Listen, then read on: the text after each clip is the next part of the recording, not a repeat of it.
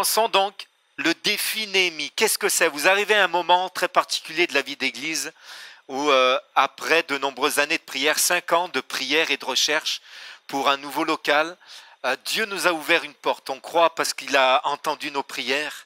Il nous a ouvert la bonne porte et ça se passe sur Amiens Nord, un ancien local commercial derrière le Conforama, pour ceux qui connaissent Amiens. C'est ça, c'est Conforama, ouais. À côté du Leroy Merlin. L'ancienne halle aux vêtements, un bâtiment commercial, ce qu'on fait de plus simple. Voyez, ça se passe très simplement. C'est juste qu'on avait besoin d'espace pour vous accueillir. Je vois des personnes qui sont assises sur un banc au fond. Le premier service était plein aussi. Et Dieu a entendu nos prières. Nous allons pouvoir nous retrouver les deux services dans quelques mois ensemble dans un seul service, et en plus nous aurons de la place pour accueillir tous ceux que le Seigneur va ajouter à l'église. Amen. Parce qu'on croit que c'est parce que Dieu nous a bénis qu'on va déménager, et c'est parce que Dieu a entendu nos prières qu'on va enfin pouvoir déménager. Et le peuple d'Israël était dispersé. L'empire assyrien donc dominait sur tout le territoire d'Israël, et puis quelques personnes étaient restées en Israël et Jérusalem avait été dévastée. Esdras s'était levé, il était un contemporain de Néhémie, quelques années plus tôt, pour rebâtir le temple de Dieu. Mais les murailles de la ville de Jérusalem étaient toujours dévastées. Et à l'époque, une ville sans murailles, c'était une ville où régnait l'insécurité, il y a l'instabilité, la fragilité. Et en France, c'était pareil. On avait et on a encore des villes qui sont toujours fortifiées. Et on a habité une ville fortifiée par Vauban.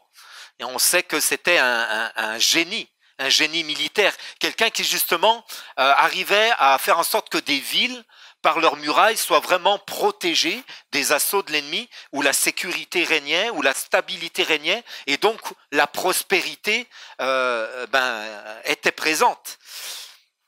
Mais ce n'était pas le cas de la ville de Jérusalem. Et Néhémie était alors les chansons du roi, de ce roi assyrien. Et puis donc à l'époque, il a eu à cœur de se présenter devant ce roi pour lui demander une faveur. Et tout a commencé pour Néhémie dans la prière. C'est mon premier point. Bâtir par la prière. Et si nous avons un projet, nous aussi aujourd'hui, nous ne pouvons pas l'envisager sans la prière. Nous voulons avoir un cœur pour bâtir, mais d'abord pour bâtir par la prière. C'est pas possible autrement.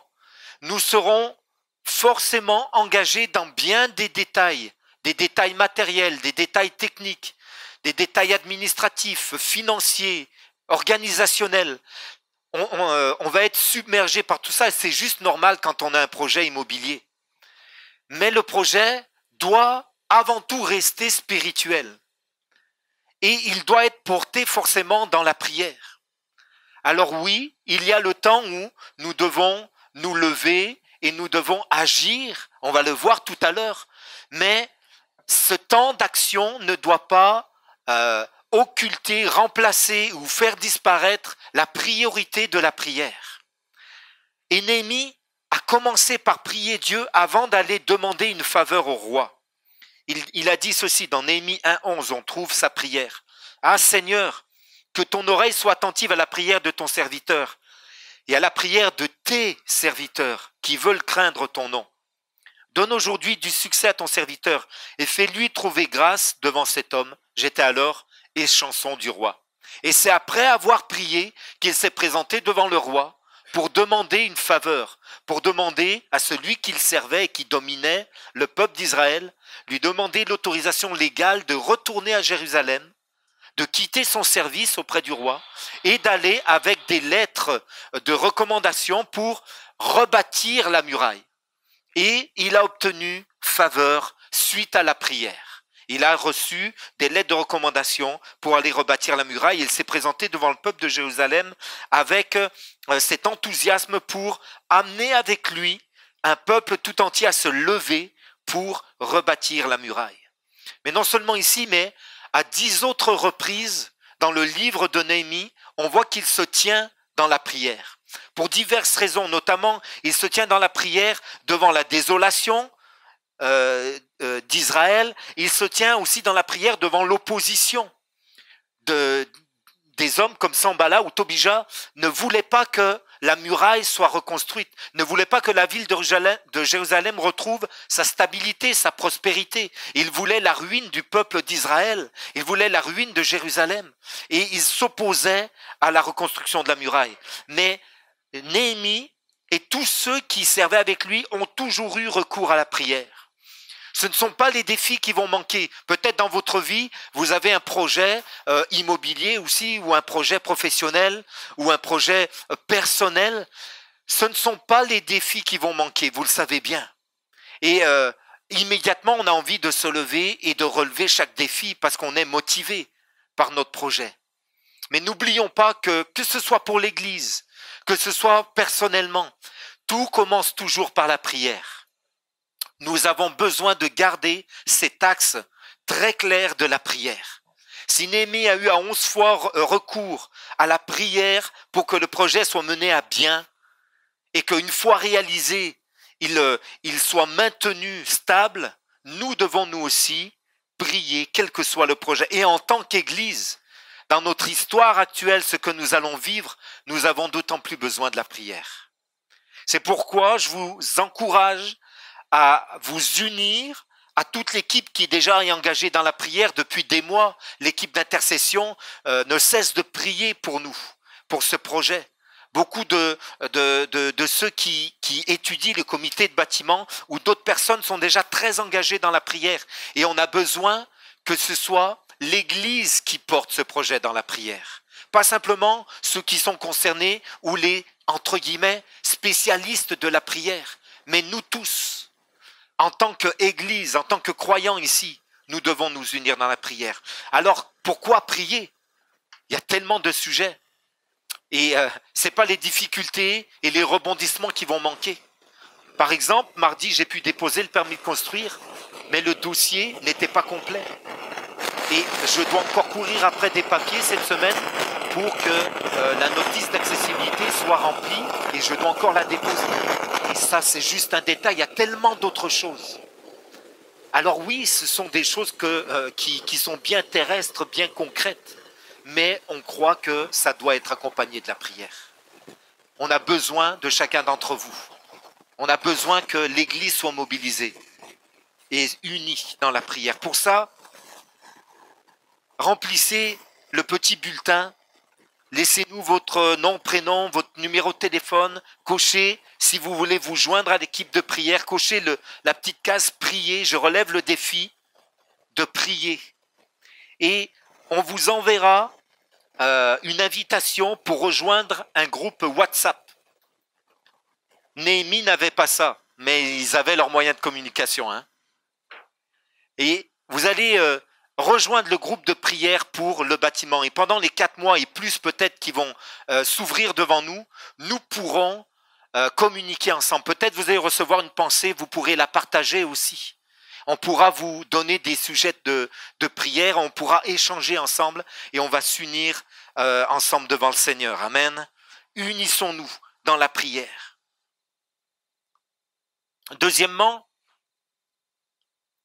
un cœur pour bâtir, mais bâtir par notre générosité aussi. Et ça fait plusieurs semaines que je vous en parle, il est temps, je crois qu'on vit ce moment historique ici à l'Église où plus que jamais on doit s'engager également financièrement. Peut-être vous venez pour la première fois, et je veux juste vous assurer que oui, en même temps, nous en parlons librement, on n'a pas de complexe avec ça. Et d'un autre côté, ce n'est pas un appel que je vais faire à longueur d'année. Mais ce moment est très important pour nous. Nous avons un défi financier et je crois qu'il y a un principe spirituel que nous devons respecter. C'est que Dieu va pourvoir miraculeusement peut-être à partir du moment où nous faisons notre petite part. C'est un principe biblique. La veuve à qui il restait un peu de farine dans un pot et un peu d'huile dans une cruche du temps du prophète Élie, il y a bien des siècles avant la venue même de Jésus. Cette veuve a écouté la voix du prophète Élie et elle est venue apporter son peu de farine et son peu d'huile. C'était tout ce qui lui restait. Elle a dit, il me reste juste de quoi cuisiner un gâteau avec la farine et l'huile.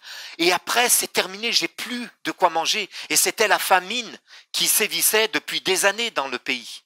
Elle n'avait plus rien, c'était son nécessaire. C'était son dernier recours. Mais elle l'a apporté. Et la parole du prophète s'est réalisée. Le pot n'a jamais manqué de farine et la cruche n'a jamais manqué d'huile. Dieu a multiplié miraculeusement, mais elle a d'abord apporté ça aux pieds du Seigneur. Un petit enfant est venu auprès de Jésus qui devait nourrir une foule tout entière. Et les gens étaient captivés par le discours de Jésus. Ils n'ont pas vu les heures passer. Et n'avaient pas prévu d'être là, n'avaient pas prévu le repas, mais un enfant avait 5 pains et 2 petits poissons. Et Jésus a dit aux disciples, nourrissez la foule qui est là. Et puis quand ils ont fait le tour de l'inventaire, il n'y avait que ce petit enfant qui avait 5 pains et 2 poissons. Il aurait pu les garder pour lui, mais il les a donnés à Jésus. Et vous connaissez la suite du texte, Jésus a fait un miracle. Il a nourri des milliers de personnes avec 5 pains et 2 poissons. 5000 hommes. C'est un miracle. Mais quelqu'un a apporté ce qu'il avait. Et nous sommes là aujourd'hui où nous croyons que Dieu peut pourvoir, on peut prier pour ça. Mais il y a une loi spirituelle que nous ne pouvons pas contourner. C'est que nous devons nous aussi apporter ce que nous avons. Pour certains, ça va être de leur superflu. Et pour d'autres, ça va être de leur nécessaire. Peut-être que pour l'étudiant qui est là parmi nous, il va vouloir prendre part et ça va être tendu. Peut-être que son loisir va passer à côté ou peut-être qu'il va manger un peu moins de viande, je ne sais pas. Et peut-être que pour d'autres qui sont déjà installés dans la vie, vous êtes aisés et c'est très bien et béni soit Dieu pour ça. Peut-être que ça ne sera pas votre nécessaire. Mais quelle que soit notre situation, peut-être il faut faire le sacrifice de quelques jours de congé. Peut-être il faut faire le sacrifice d'acheter la dernière paire de baskets Nike pour quelqu'un. Peut-être il faut faire d'autres sacrifices. Mais c'est le moment pour nous de montrer à Dieu que nous sommes généreux et que nous sommes prêts à relever ce défi. Jésus a regardé une veuve qui mettait son offrande dans le temple. Il a vu auparavant des gens qui étaient aisés mettre leur offrande. Et il s'est tourné vers leurs disciples. Il n'a pas accusé ceux qui étaient aisés, qui ont mis leur offrande avant. Il a juste fait remarquer à ses disciples que cette veuve a donné plus que les autres. Certainement qu'en quantité d'argent, c'était beaucoup moins. Mais elle a donné, Jésus a dit, elle a donné de son nécessaire. Les autres ont donné de leur superflu. Et je pense qu'il n'y avait rien d'accusateur dans le discours de Jésus. Mais c'est pour montrer que Dieu se souvient de ceux qui obéissent à sa loi spirituelle. Et sa loi spirituelle, c'est quoi? C'est d'apporter ce que nous avons afin qu'il en fasse ce qu'il veut. Et ce qu'il veut, c'est bénir et c'est multiplier. On a besoin de s'unir dans l'offrande. Dans Néhémie, il est dit ceci, les enfants d'Israël et les fils de Lévi apporteront à la maison du trésor leur offrande. C'est ainsi que nous résolûmes de ne pas abandonner la maison de notre Dieu.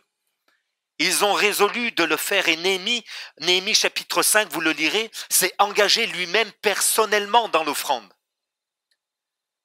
De la même manière que il dit que c'est pas, il compte pas sur les dons de l'extérieur, peut-être du gouverneur ou du roi, pour rebâtir la muraille. Mais il a fait en sorte que les dons viennent du peuple Et il s'est lui-même engagé dedans. Bien évidemment que Florence et moi, nous engageons dans ce projet. Je ne me permettrai pas de me tenir ici devant vous sans que nous ayons une part personnelle très, j'allais dire très prononcée. C'est évident. C'est évident.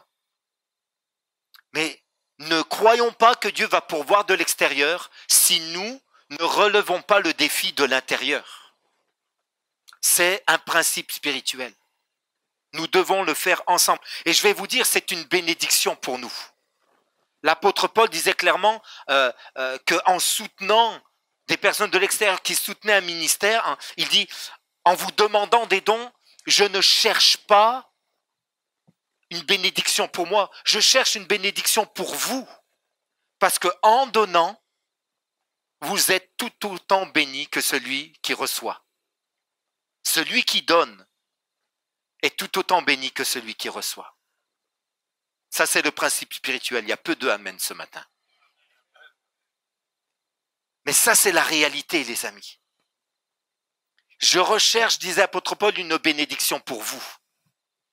Et là, vous avez une occasion d'être en bénédiction et d'avoir la joie de bénir les autres. On doit s'unir dans la prière. Est-ce que tu peux mettre, s'il te plaît, les photos de ceux qui ont bâti ce lieu ici avant nous? Il y a des personnes qui sont comme cette veuve ici. Vous voyez cette veuve qui était que Jésus a observée donnant dans le temple. On ne connaît pas son nom à cette veuve. On ne connaît pas son histoire. On ne connaît rien d'elle. C'est une inconnue. Les hommes de l'époque peut-être la connaissaient pas. Les disciples ne la connaissaient pas. Elle s'appelle pas Noé, Abraham, David, Goliath, Samson. Goliath c'est pas un héros, mais il est connu. Elle est pas connue ni en bien ni en mal. Elle est connue par contre par le Seigneur. Elle n'est pas connue des hommes. Ici, je ne sais pas si vous reconnaissez quelqu'un dans cette photo. Non? Est-ce que quelqu'un ici reconnaît une personne ici? Alors au premier service, Stéphane Bertoin m'a dit que ici, c'était Madame Lormier. Personne, qui a connu Madame Lormier ici? Oui, lève bien vous la main. T'étais toute petite, hein. Et en haut, à droite, à gauche du moins, à votre droite, hein, peu importe, avec la cravate, c'est Monsieur Lormier, le pasteur de l'époque. Il avait la classe, il travaillait en cravate. Hein. Et qui connaît, dites-moi, le nom de ce petit bonhomme tout fier, avec une hache, prêt à nettoyer les briques? On ne le connaît pas. Mais je crois fermement que Dieu le connaît et que dans le ciel, il a inscrit dans son compte en banque spirituel, il a ajouté quelque chose. Tiens, le petit bonhomme, il était tout content pour venir nettoyer les briques pour construire la maison où nous sommes ici. Amen. Lui aussi, c'était un inconnu. Dites-moi, je ne sais pas si l'histoire retiendra votre nom ou mon nom. J'ai un peu plus de chance, je suis le pasteur. Mais ça ne va rien changer devant le Seigneur. Si je ne m'implique pas personnellement, il n'y a pas de différence. Peut-être on ne se souviendra pas, dans 10 ans, 15 ans ou 20 ans, que vous avez participé à la construction du nouveau lieu, que vous avez donné. Mais Dieu, lui, s'en souviendra. Et la Bible nous dit qu'il n'est pas injuste pour oublier ceux qui travaillent pour son royaume. Amen. Il le notera. De la même manière qu'on n'a pas retenu le nom de tous ceux qui nous ont permis d'être là aujourd'hui. On ne retiendra peut-être pas votre nom dans 15 ans, dans 20 ans, mais Dieu est fidèle pour s'en souvenir. Amen. Alors relevons le défi, unissons-nous dans l'offrande. Et voilà comment on va le faire. Si vous êtes à l'aise avec ça, ça va nous aider. Cochez la case. Donner. Je relève le défi de donner. Et peut-être indiquez-nous si vous allez faire un don unique ou un don mensuel. Pourquoi? C'est pas qu'on veut savoir, on veut savoir où est-ce qu'on va en fait. On veut juste prévenir, s'organiser, anticiper. Si vous n'êtes pas à l'aise avec ça, il n'y a aucun problème. Ne le faites pas, ne mettez pas, mais en même temps, on a besoin de votre nom pour la case prier. Il y a un bug là. Faites comme vous voulez, les amis. Sentez-vous à l'aise. Mais nous, ça va nous donner une indication pour nous organiser. Et notre défi, c'est en 4 mois, c'est de recevoir 100 000 euros ici de l'église. 100 000 euros tout seul, je ne peux pas.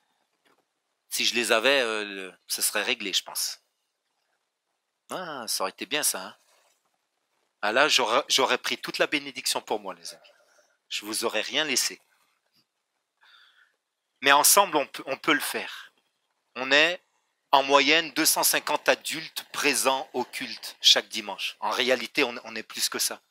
On est près de 300 personnes qui assistent ici, qui viennent adorer Dieu, prier, être bénis ici ensemble. On est cette communauté-là. Disons 250.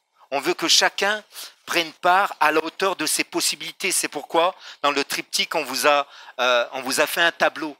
Parce que c'est sûr que peut-être un étudiant ne va pas pouvoir donner comme quelqu'un qui est à l'aise financièrement, qui est installé dans la vie. Un cadre supérieur peut donner plus qu'un jeune étudiant qui n'a pas de travail, c'est évident. Mais qui que vous soyez, prenez votre part et faites-le à la hauteur de vos possibilités, selon ce que le Seigneur va vous mettre dans le cœur. Amen. Et priez pour ça. Normalement, vous avez prié pour ça. On commence à donner. Et chaque dimanche, pendant ces 4 mois, on va passer et dans du culte habituel, on va donner en plus une offrande pour le bâtiment. Mes amis, si on passe toute l'offrande du culte dans le bâtiment, on ne résout pas trop le problème non plus. Hein. Je demande vraiment un effort supplémentaire ici. Et on peut le relever ensemble. Je crois que c'est possible. Et non seulement on va le relever, mais Dieu va pouvoir ouvrir les écluses des cieux et nous bénir de son côté. Juste, je le dirai tout à l'heure. Troisièmement, bâtir par notre action. J'ai commencé à en parler. Les contemporains de Néhémie se sont mis à l'œuvre. Et Néhémie nous dit ceci: nous rebâtîmes la muraille qui fut partout achevée jusqu'à la moitié de sa hauteur, et le peuple prit à cœur ce travail. Et dans le texte biblique, on trouve tous les noms de tous ceux qui ont travaillé. Et on voit à côté de lui se trouvait un tel, et ainsi de suite. À côté de.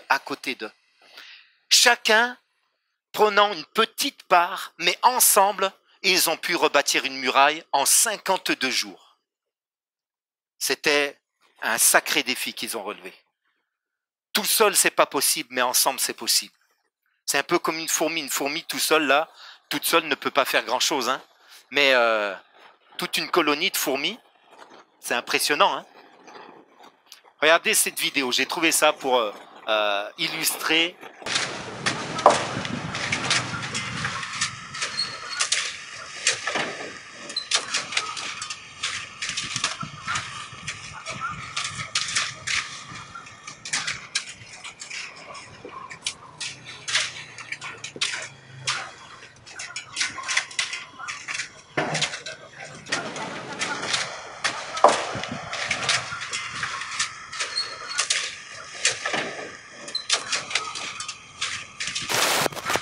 C'est pas mal les grues et les bétonnières. Hein. Mais quand on n'a pas, on fait comment? Là, tout seul, c'est impossible. C'est impossible. Imaginez le bonhomme tout seul avec sa pelle. Il pleure. Il balance quelques pelletées, il monte sur l'échafaudage et il fait comme ça. Mais des petites pelletées multipliées par chacun à son poste, on finit par réaliser l'ouvrage. L'Église évangélique d'Amiens est une église fervente et dynamique. Nous croyons que le message de la Bible est toujours d'actualité et pertinent pour l'homme d'aujourd'hui. Nous voulons donc le rendre accessible à chaque membre de la famille. Notre église est à l'image de la ville d'Amiens, cosmopolite, étudiante et toujours en mouvement. Notre vocation est de partager l'Évangile avec les Amiénois dans le département et au-delà par le biais de notre site internet. Notre vision repose sur des valeurs qui font notre identité. L'hospitalité, nous désirons accueillir chacun et qu'il se sente comme à la maison. La formation, Nous aidons chaque personne à découvrir et développer son potentiel afin de le mettre au service des autres. La bienveillance. Nous sommes une église qui considère chaque personne et qui en prend soin. Et enfin, l'authenticité. Nous favorisons le développement de relations simples et sans artifice.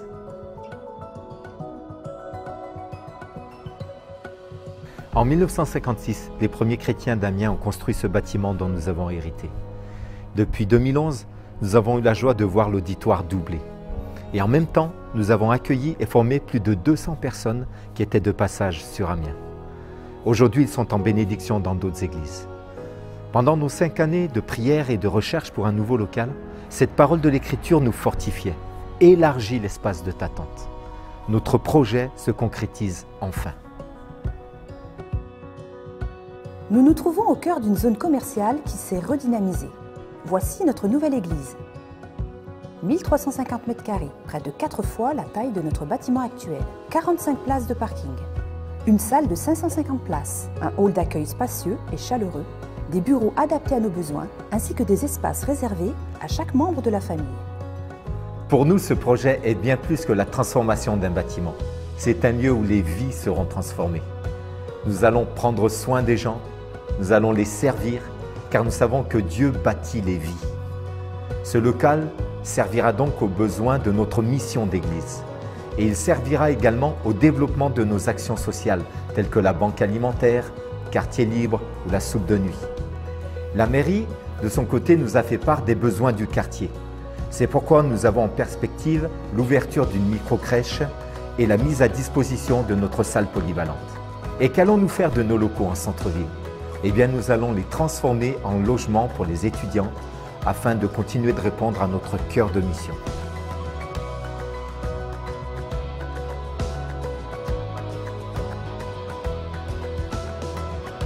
En ce qui concerne le financement, l'Église a déjà pourvu à 80% du coût global du projet.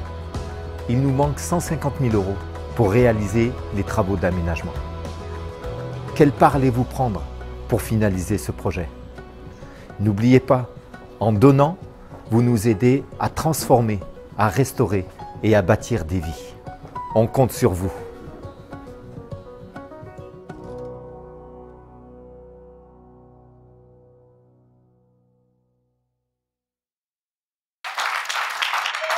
Amen. Ça, c'est notre projet. Amen.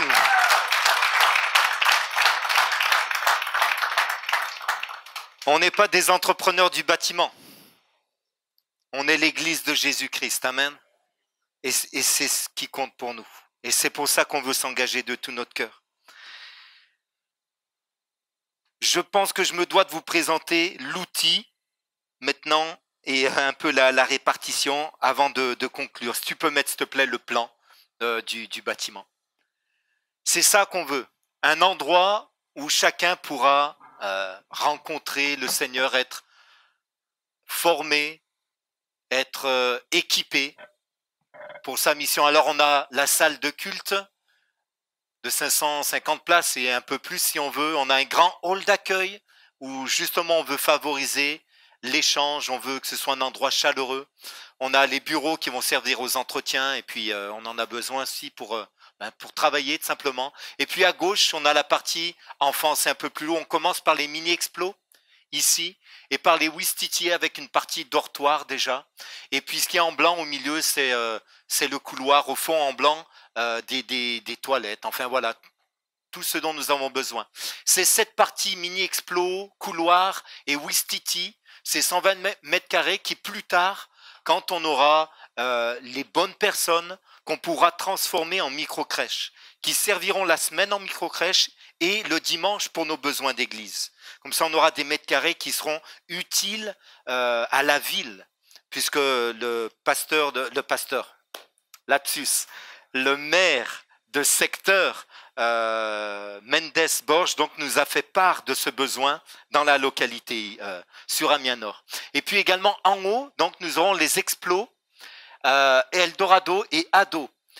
C'est en fait cet espace pourra s'ouvrir, c'est un espace comment on appelle ça, modulable et qui correspondra, qui sera un peu plus grand que notre salle ici actuelle. Et c'est cet espace qu'on pourra mettre, qu'on pourra louer plus tard, qu'on pourra mettre à disposition des associations du quartier d'Amiens Nord ou d'ailleurs, pour encore une fois bénir le quartier. Alors, ça fait partie vraiment de notre projet où chacun donc sera servi en haut, tout en haut à droite, à gauche, en regardant. C'est un presbytère où on pourra loger 2 personnes qui pourront faire la partie maintenance, qui seront comme des concierges un peu. Voilà un petit peu notre projet. Donc c'est vraiment un beau projet qui est avant tout spirituel. Et en attendant, eh ben, il faut qu'on retrousse les manches, il faut qu'on donne, il faut qu'on continue de prier afin de le voir se réaliser. D'ici quelques semaines, je pense, je vous donnerai l'occasion de venir visiter le local tel qu'il est actuellement. On mettra des bouts de scotch au sol et comme ça vous pourrez vous rendre compte sur place des espaces qu'il y a pour les uns et pour les autres. Je veux juste rappeler que le Seigneur nous a permis d'avoir un prix très avantageux, vraiment très avantageux. Ça ne veut pas dire qu'il n'y aura pas de difficultés ou que tout va se passer énormément facilement, mais c'est déjà une grande bénédiction. Près de la moitié du prix affiché en moins. Et lorsque j'ai annoncé ça un dimanche, quelqu'un m'a dit oui, mais ils étaient beaucoup plus chers que le prix du marché. Non, non, ils étaient dans la fourchette haute, mais ils étaient dans le prix du marché. Et donc merci Seigneur d'avoir déjà incliné le cœur des vendeurs pour qu'ils nous cèdent pratiquement à moitié prix. Le bâtiment, c'est une grâce. Enfin, nous avons obtenu le soutien de la mission intérieure. 1 500 € par mois pendant 3 ans. Mes amis, on va nous donner 54 000 €. Je ne sais pas si vous réalisez. C'est énorme. C'est vraiment énorme. C'est une grâce que nous avons. C'est vraiment une bénédiction. On a de l'aide des États-Unis. Cette année, et déjà pour l'année prochaine, en 2020, une autre équipe veut venir pour nous aider ici à transformer, terminer. On terminera à cette époque-là. C'est juste une grâce. C'est Florence qui me disait que c'est David, tu allais visiter, comment elle s'appelle? Madame, c'est Aline qui allait visiter, Madame Battu. Madame Battu, certains l'ont connue ici, elle est depuis de nombreuses années alitée, elle ne peut pas se déplacer. Elle est allongée sur son lit à longueur d'année. Quand Aline lui a partagé le projet, elle a donné, je dis, c'est juste énorme, je vais pas donner le montant. Mais pour elle, c'est énorme. Quand on connaît sa condition, ce qu'elle donne, c'est comme la veuve. Elle donne de son nécessaire. Et elle dit, je veux participer à la réalisation de ce projet. Des gens d'ailleurs nous disent déjà, dites-nous quand est-ce qu'on peut donner. On a envie de vous aider. C'est juste une bénédiction, mes amis. Tout ça, c'est ce que le Seigneur est en train de préparer. Et ne manquons pas, nous aussi, ne manquons pas ce rendez-vous. Prenons notre part. Amen. Si Dieu nous ouvre la porte comme ça à l'extérieur, ne laissons pas la bénédiction aux autres, saisissons-la nous aussi. Amen. Amen. Que le Seigneur soit béni. Je voudrais juste terminer en vous disant, à la sortie, voilà, vous avez rempli, prenez le temps de remplir recto verso ce bulletin, déposez-le. L'équipe d'accueil se tient avec des paniers pour déposer ce bulletin. On va juste terminer ensemble par la prière. Est-ce qu'on peut se lever, s'il vous plaît?